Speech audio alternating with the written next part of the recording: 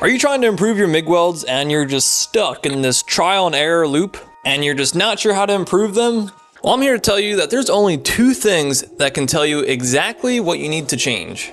So these two things are your weld puddle and your weld bead. So if you're not paying attention to these two things, or if you just don't understand what they're telling you, then you'll just be stuck in this loop of just trial and error and just hoping it gets better.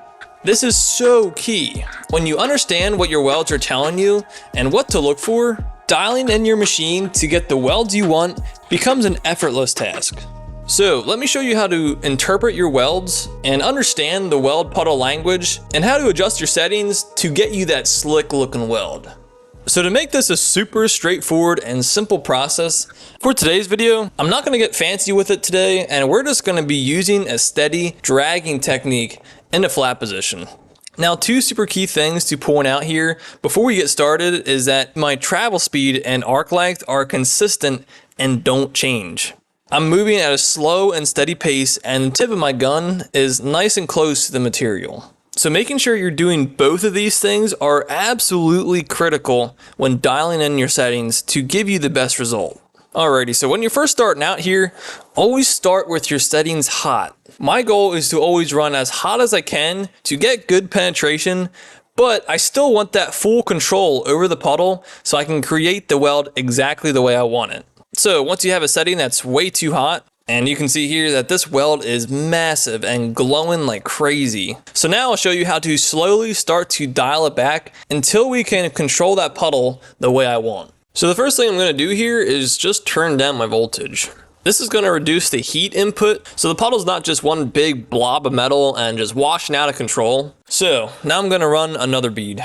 So this time it seems like it's really hot yet, but now the bead just seems more overfilled and you can see the bottom edge here is like bulging out. So I'm going to turn down my wire speed this time and see what that does to my next bead. So now it still seems like it's running pretty hot yet, but we're getting pretty close. See how it's laying in there nicely and the bead is not bulging and it's filled out that joint nice? That means our wire speed to voltage ratio is pretty good. And honestly, this would be a solid weld, but I just want to turn my settings down just a bit to give me a little bit more control. And as I'm doing this, I'm turning down the wire speed and voltage here to keep the wire speed to voltage ratio the same as before, but just lower now, because I still want it to lay in there nicely and have a good bead profile. So as you can see here, this is running really nice and filling out good. And you can see if I compare the hot out of control setting to this more manageable setting, the puddle is smaller. So in turn, that gives me more control over it and I can create it exactly the way I want it. Now let's get into some more extreme examples. Here's too much wire speed. You can see the puddle just piling up and it just doesn't sink into that material. You can also see the wire just popping and you can also hear it, and the arc has more of like a buzzing sound.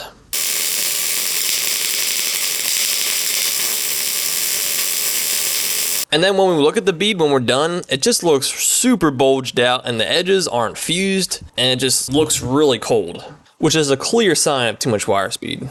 So on the other hand, here's too much voltage.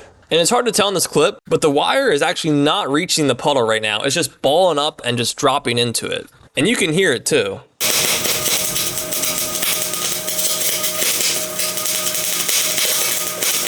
And you can see the puddle here is just super watery and just washing out of control. And once we're done welding here, you can see the bead is just super flat and just not filled in, causing this undercut like you can see here. So this is a clear sign of way too much voltage. So these are extreme examples, but when you're dialing in your machine, it might not be as extreme as this, but in general, if your wire is not reaching your puddle, and it seems like it's just balling up and dropping into the weld puddle, and the arc might have more of like a hissing sound, and your puddle is more watery and out of control, that usually means there's too much voltage.